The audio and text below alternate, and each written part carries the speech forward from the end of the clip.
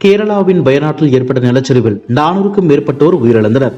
நிலச்சரிவால் பாதிக்கப்பட்ட இடங்களில் சில நாட்களுக்கு முன்னதாக காங்கிரஸ் எம்பி ராகுல் காந்தி பொதுச் செயலாளர் பிரியங்கா காந்தி நேரில் சென்று பார்வையிட்டதுடன் சொந்தங்களை இழந்து தவித்தவர்களுக்கு ஆறுதல் கூறினார். வயநாடு நிலச்சரிவு குறித்து இன்று லோக்சபாவில் ராகுல் காந்தி பேசினார். அவர் பேசியதாவது, சில நாட்களுக்கு முன்னதாக நானும் எனது சகோதரி பிரியங்காவும் வயநாட்டிற்கு சென்று அங்குள்ள மோசமான நிலைமையை எங்கள் கண்களால் பார்த்தோம். கொள்கைகளை தள்ளி வைத்துவிட்டு அனைவரும் மீட்பு பணியில் ஈடுபட்டது ஆறுதலான விஷயம். வயநாடு நிலச்சரிவை இயற்கை பேரிடராக அறிவிக்க வேண்டும். பாதிப்புகள் இழப்பீடுகளை சரி செய்ய மத்திய அரசிடமிருந்து கூடுதல் நிதியை எதிர்பார்க்கிறோம் என்று அவர் பேசினார். பாரிஸ் ஒலிம்பிக் போட்டியில் மகளிர் 50 கிலோ எடை குத்துச்சண்டை போட்டியில் பங்கேற்றவர் வினேஷ் போகத் உலகின் நம்பர் 1 வீராங்கனைகளை தோற்கடித்து இறுதிச் சுற்றுக்கு முன்னேறினார். நிர்ணயிக்கப்பட்ட எடையை விட 2 கிலோ கூடுதல் எடையுடன் இருந்தார் வினேஷ் போகத். இதையடுத்து நேற்று இரவு முழுவதும் சாப்பிடாமல் கடுமையான உடற்பயிற்சி மேற்கொண்டார். இதன் மூலம் 1.9 கிலோகிராம் எடையை குறைத்தார் வினேஷ் போகத். ஆனால் நிர்ணயிக்கப்பட்ட 50 கிலோ எடையை விட 100 கிராம் அதிகமாக இருந்தார் போகத். இதனால் அவரை ஒலிம்பிக் கமிட்டி தகுதி நீக்கம் செய்துள்ளது.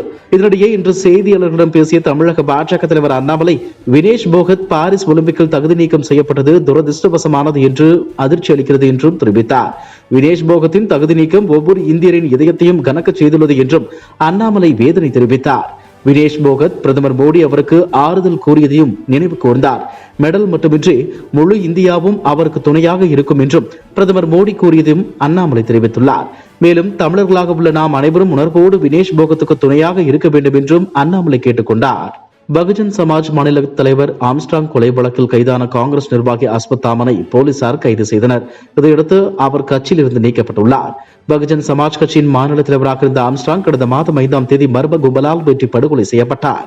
இந்த சம்பவம் தொடர்பாக ஆற்காடு சுரேஷின் தம்பி பொன்னை பாலு மற்றும் சில கட்சிகளின் நிர்வாகிகள் உட்பட 21 பேரை போலீசார் கைது செய்தனர்.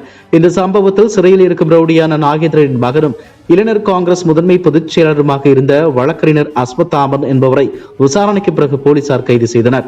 ஆம்ஸ்ட்ராங் இறந்த 16வது நாளில் நினைவேந்தல் போஸ்டரை அஸ்வத் தாமன் ஒட்டியிருந்தது குறிப்பிடத்தக்கது. கைது செய்யப்பட்டதை தொடர்ந்து அஸ்வத் தாமனை கட்சியில் இருந்து நீக்கி மாநில இளைஞர் காங்கிரஸ் தலைவர் உத்தரவிட்டுள்ளார். அதிமுக எம்எல்ஏக்கள் திமுகவில் இணைய தயாராக இருப்பதாக சபாநாயகர் அப்பாவு கூறியிருந்தார். இதனால் அவர் மீது தொடரப்பட்ட அவதூறு வழக்கில் செப்டம்பர் 9ஆம் தேதி அப்பாவு நேரில் ஆஜராகுமாறு சிறப்பு நீதிமன்றம் உத்தரவிட்டது. ஜெயலலிதா மறைவுக்கு பின் அதிமுகவில் எம்எல்ஏக்கள் திமுகவில் இணைய தயாராக இருப்பதாக அப்பாவு பேசியிருந்தார். இதையடுத்து பாபு முருகவேல் என்பவர் அப்பாவு மீது அவதூறு வழக்கு தொடர்ந்தார். இந்த வழக்கு எம்பி எம்எல்ஏக்களின் வழக்குகளை விசாரிக்கும் சிறப்பு நீதிமன்றத்தில் நடந்து வருகிறது. இன்றைய விசாரணையின் போது அவதூறு வழக்கில் செப்டம்பர் 9ஆம் தேதி அப்பாவு நேரில் ஆஜராக வேண்டும் என நீதிமன்றம் உத்தரவிட்டு வழக்கை செப்டம்பர் 9ஆம் தேதிக்கு ஒத்திவைத்தது. வருமானத்திற்கு அதிகமாக சொத்து சேர்த்ததாக அமைச்சர்கள் தங்கம் தென்னரசு, KKSSR ராமச்சந்திரன் ஆகியோருக்கு எதிராக அதிமுக ஆட்சியின் போது வழக்குகள் தொடரப்பட்டன. இந்த வழக்குகளில் மேல் விசாரணை நடத்திய லஞ்ச ஒழிப்புத்துறை அறிக்கையை சிறப்பு நீதிமன்றத்தில் தாக்கல் செய்தன. அதன் அடிப்படையில் வழக்கில் இருந்து இவர்களை விடுவித்து சிறப்பு நீதிமன்றங்கள் உத்தரவிட்டிருந்தன. இந்த உத்தரவுகளை மறு ஆய்வு செய்யும் விதமாக சென்னை உயர்நீதிமன்ற நீதிபதி ஆனந்த் வெங்கடேஷ் தாமாக முன்வந்து வழக்குகளை விசாரணைக்கு எடுத்தார். இருதரப்பிலும் மூத்த வழக்கறிஞர்களின் வாதங்கள் முடிந்த நிலையில் இன்று உத்தரவு பிறப்பித்தார். அதன்படி தங்கம் தென்னரசு மற்றும் ராமச்சந்திரனை வழக்கில் இருந்து விடுவித்த கீழமை நீதிமன்றங்களின் உத்தரவை ரத்து செய்ததுடன் அவர்கள் மீதான வழக்கை மீண்டும் விசாரிக்கவும் உத்தரவிட்டார்.